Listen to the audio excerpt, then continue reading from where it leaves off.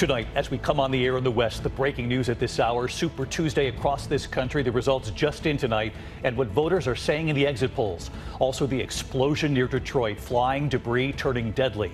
The deadly plane crash, multiple victims tonight, including children. And from New York City to Boston, the new storm set to hit. First tonight, Super Tuesday, and Donald Trump hoping to sweep every state tonight. Is this the unofficial start to the Biden-Trump rematch? And what some Nikki Haley voters are already saying tonight. Will they go for Trump? Will they vote for Biden? Our team is here. Also tonight, the deadly explosion at an industrial facility outside Detroit. The young man killed a quarter-mile away, struck in the head by flying canister. From New York City to Boston, the new storms taking aim. Tonight, flood watches just posted from New York up through New England at this hour. What major cities will get hit with in the next 24 hours. The horrific plane crash in Nashville, 5 people killed, including 3 children. The pilot reporting engine power failure, trying to land on Interstate 40. Tonight, the Biden administration and this push for a ceasefire in Gaza. But what Hamas is now saying tonight. Back in the U.S., in Texas, the raging and deadly wildfires, now at least 6 fires burning. And tonight, we have learned a fire chief has died of a heart attack fighting these fires. Tonight, there is news coming in, a suspected shark attack at 11-year-old girl bitten while swimming. The remarkable discovery off the northeast coast tonight, a rare gray whale considered extinct in the Atlantic, and where it's been spotted. And on this Super Tuesday, former First Lady Michelle Obama weighing in now on that speculation that she would be willing to jump into the race for president if needed. From ABC News World Headquarters in New York, this is World News Tonight with David Muir. Good evening. As we come on the air in the West live tonight, it is great to have you with us here on this Tuesday night. Super Tuesday across the country, the biggest day of voting until the November election. Millions of Americans in 15 states voting today. Donald Trump hoping to sweep every state up against Nikki Haley, hoping to soon pivot officially to the general election. And tonight, the exit polls with some intriguing findings already. One question, what will Nikki Haley's supporters do come November? Going into tonight, Donald Trump far ahead of his only remaining challenger, Governor Haley, of course. He could come very close to clinching the nomination. And barring some major surprises tonight, another big question, of course, how long will Nikki Haley stay in this race? Look at the map at this hour. On the Republican side, voters in 15 states casting their ballots tonight. 865 delegates up for grabs, 36% of the total delegates at stake in the Republican primary.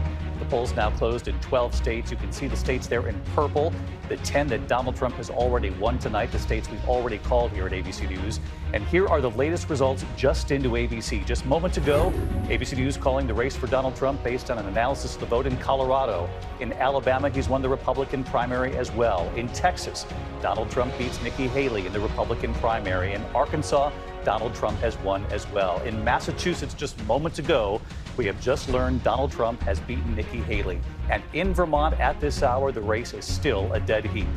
We're getting our first look at what voters are saying in the exit polls as well. Nikki Haley supporters were asked, how will they vote come November? This is preliminary exit poll data tonight coming in from Virginia, North Carolina, California, but it's telling.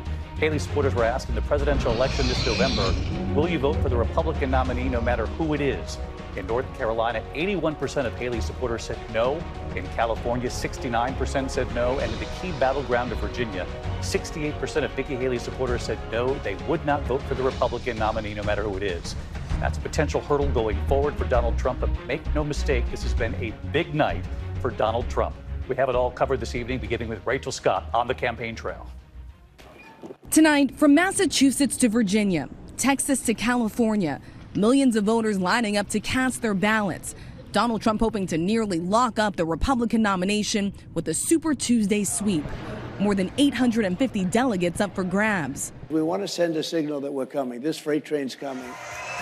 This could be the last stand for Trump's last Republican challenger, Nikki Haley.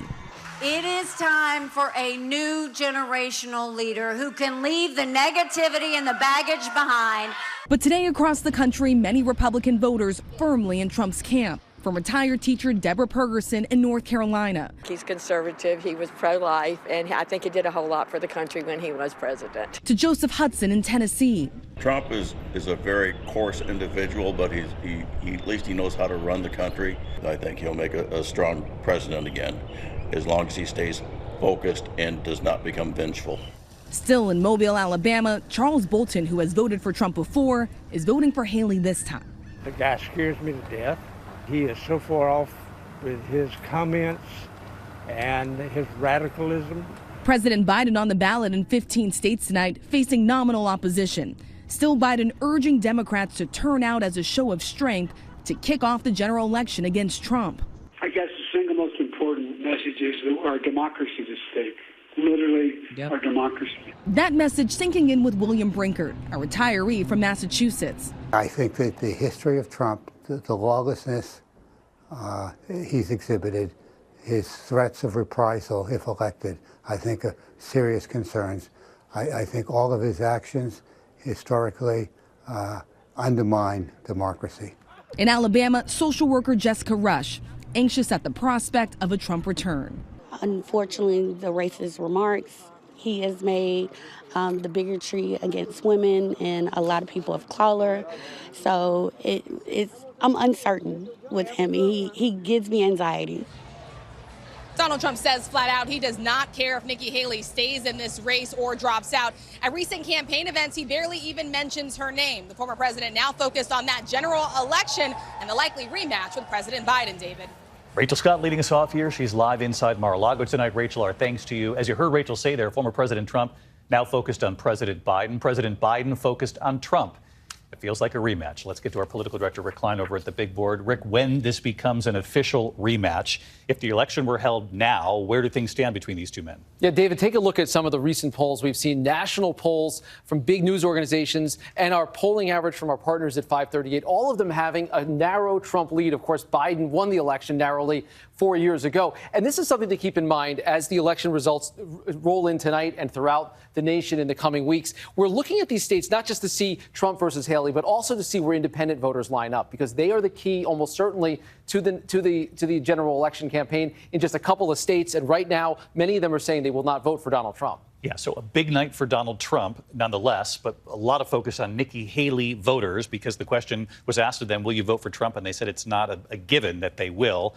You got to know the Biden campaign's watching this as well. Our chief White House correspondent, Mary Bruce, we've heard from your reporting the last 24 hours that President Biden wants his campaign to become far more aggressive when it comes to taking on Donald Trump. But when you see the numbers that Rick Klein just showed us in a general election matchup, Trump winning in all these major polls of the last 2 weeks, 4 years ago this time, Joe Biden was ahead by 3 or 4 points.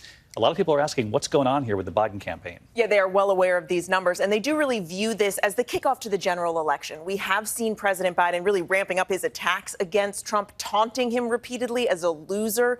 Biden really trying and relishing getting under Donald Trump's skin here. But the campaign doesn't think that voters have fully registered yet that this is likely a Biden-Trump rematch. So they want to use this as a bit of a reset moment to outline again what is at stake here and crystallize the very critical differences between these two, David. All right, Mary Bruce, Rick Klein, I know you both are standing by right here in the studio. You'll be back on the air with me in about a half an hour, along with the entire Powerhouse political team. ABC News live coverage of Super Tuesday just minutes from now. The races, the issues, the polling, where things stand in each of the battleground states. This is very interesting. The numbers tonight, Biden versus Trump, will show you all of this as the results come in 10 p.m. Eastern right here on ABC just moments from now. We continue with the other news this Tuesday night. That deadly inferno outside Detroit, a warehouse full of vaping supplies catching fire, triggering deadly explosions. Debris flying, injuring a firefighter, and killing a teenager a quarter of a mile away. ABC's Alex Perez on the scene for us tonight. Tonight, multiple investigations now underway after this massive building inferno triggered powerful explosions in the far suburbs of Detroit, launching debris as far as 2 miles. A 19-year-old fatally struck in the head. We're receiving multiple calls. Flames are above the roof. The blaze erupting just before 9 p.m. Monday at a vaping supply business. Enormous flames turning the night sky orange. Thunderous booms heard for miles. It sounded like, like bombs, like fireworks, but seeing that red in the air, we knew there was some kind of fire. Hundreds of small blasts, canisters of butane and nitrous oxide exploding, sending shrapnel in every direction. A firefighter suffering minor injuries after a canister crashed through his windshield. Tonight, authorities say a 19-year-old who was nearly a quarter of a mile away was struck and killed by that flying debris. One of the projectiles did hit him in the head, and he did make it to the hospital alive.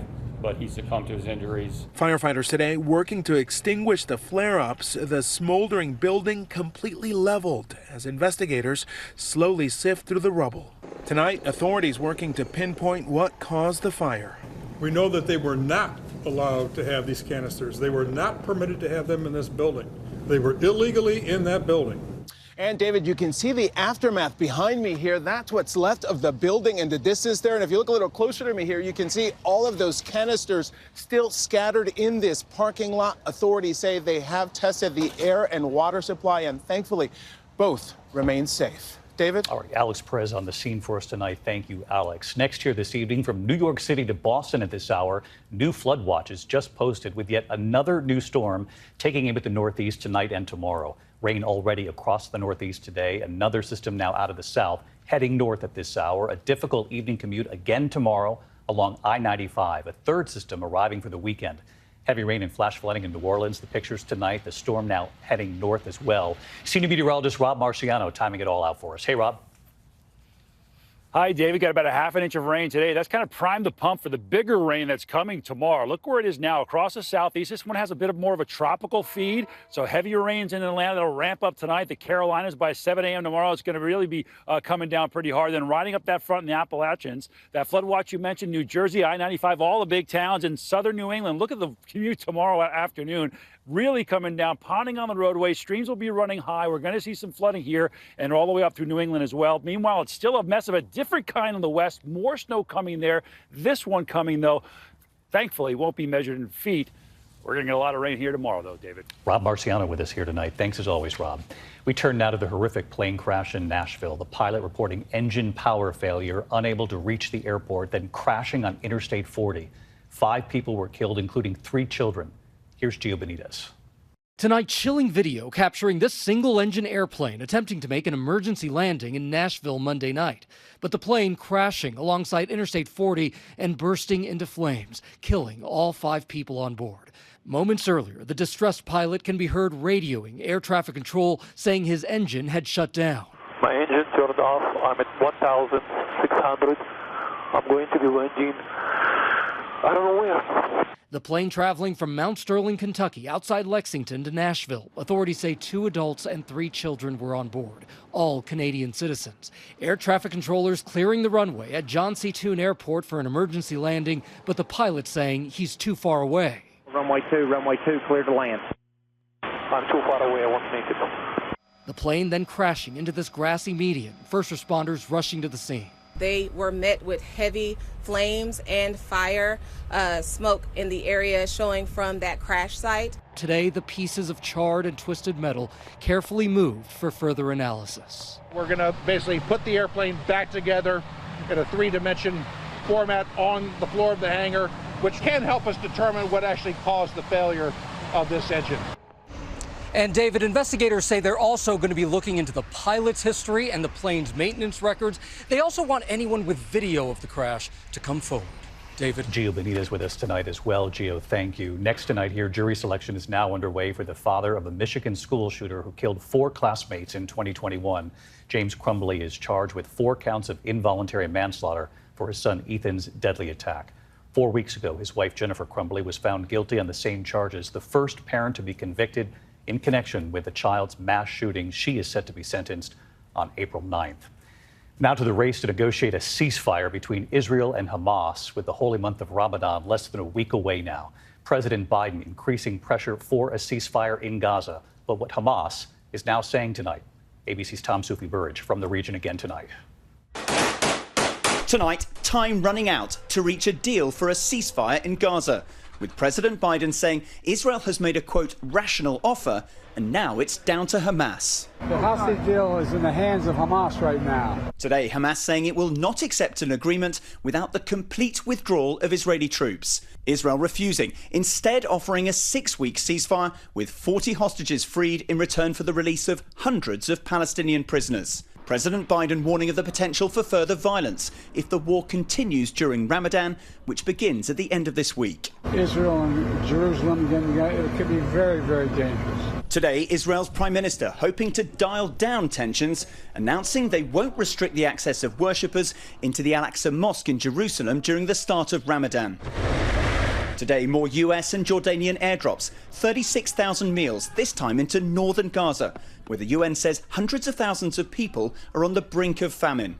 Israel saying more aid trucks are getting in, insisting distributing the aid inside Gaza is the real problem. Even though people are potentially starving on the ground, you don't have the ability to get the aid to people quickly in a mass way. The UN needs to increase its capability of distributing the aid so that more aid can reach the different parts of the Gaza Strip. And David, President Biden saying we'll know in a couple of days if a deal is going to happen. Talks involving Hamas are set to continue in Cairo tomorrow. David? Tom Soufi-Burge tonight. Tom, thank you. This evening, the Philippines is accusing China of, quote, dangerous maneuvers in a disputed area of the South China Sea. Drone video from the Philippines Coast Guard showing 2 Chinese vessels using several water cannons on a small boat carrying supplies to Philippine troops in the region there. The smaller boat colliding with one of the Chinese vessels. China claims Philippine ships have no right to be there. When we come back here tonight, the raging and deadly wildfires in Texas, now at least 6 fires burning, the images tonight. Also news coming in this evening about a suspected shark attack now, an 11-year-old girl bitten while swimming. And Michelle Obama tonight on this talk that she might jump into the race for president in a moment. Tonight, 6 large wildfires continue to burn across the Texas Panhandle. The Smokehouse Creek fire destroying roughly 1.1 million acres. Flames burning down homes, killing livestock and crops. The fire chief in the hard-hit town of Fritch dying of a heart attack while battling a structure fire today. Former First Lady Michelle Obama once again shutting down speculation about whether she would jump into the race for president if needed. The former First Lady making it clear, as she has before, she supports President Biden and Vice President Harris and will not be running for president. Her spokesperson says she's expected to act as a campaign surrogate for President Biden and Vice President Harris. Arizona Senator Kyrsten Sinema has decided she will not seek re-election in Arizona. In a high-stakes battle with control of the Senate at stake, the former Democrat turned independent, bowing out of a 3-way race there. She trailed against Democrat Ruben Gallego and Republican primary frontrunner Carrie Lake. When we come back here tonight, the suspected shark attack, an 11-year-old girl bitten, and then the stunning sight right off the northeast coast tonight, what they think they have discovered. To the index of other news, and tonight authorities are investigating a possible shark attack in Hawaii. An 11-year-old girl bitten on the foot by a small shark while swimming at a popular surfing spot known as Rainbows in Oahu. Her parents taking her to the ER. She is expected to be okay. Authorities believe it's the first shark attack in Hawaii this year. Denver Broncos quarterback Russell Wilson is looking for a new team tonight. The Broncos telling him they will release him later this month. He signed a 5-year contract for more than $242 million. That was just back in March of 2022. When we come back here tonight, the remarkable discovery off the coast of Massachusetts. Tonight, scientists were so surprised they had to circle around again to make sure they were seeing what they thought they were seeing. And finally tonight here, a remarkable sighting off the coast of Massachusetts. Tonight, the incredible discovery, a rare gray whale off the Massachusetts coast. The species believed to be extinct for 200 years in the Atlantic. Marine biology researchers performing an aerial survey, spotting the rare gray whale just 30 miles south of Nantucket. The large tail out of the water, gray whales can weigh 60,000 pounds, distinguishable by their lack of a dorsal fin and gray and white spotted coloring. The scientists were so skeptical of their sighting at first, they circled the area for nearly an hour to confirm the encounter. And right here tonight, hi, David. New England Aquarium research technician Kate Lemley and associate research scientist Orla O'Brien. I took a photo of it and I showed it to Kate and I said, I don't even want to say what this is out loud because I don't think you'll believe me. And it does sound completely crazy because they're really not supposed to exist in these waters. But yeah, it was 100% a gray whale. Tonight, scientists pointing to melting ice in what's called the Northwest Passage in the Arctic as the likely route that gray whale took. Gray whales are usually found in the Pacific, and this whale somehow crossed from Alaska through the Arctic into the Atlantic Ocean. Tonight, the remarkable sighting and the mystery scientists hope to study and solve. We are hoping to get back in the air and do another survey soon, and who knows what we'll see. Remarkable sight indeed. I'll see you tonight, 10 p.m. Eastern. Super Tuesday results, and if this soon officially becomes a Biden-Trump rematch, what would happen if the election were held today? We've got the numbers. 10 p.m. Eastern tonight. I'll see you then. Good night. Thank you for making World News Tonight with David Muir, America's most watched newscast.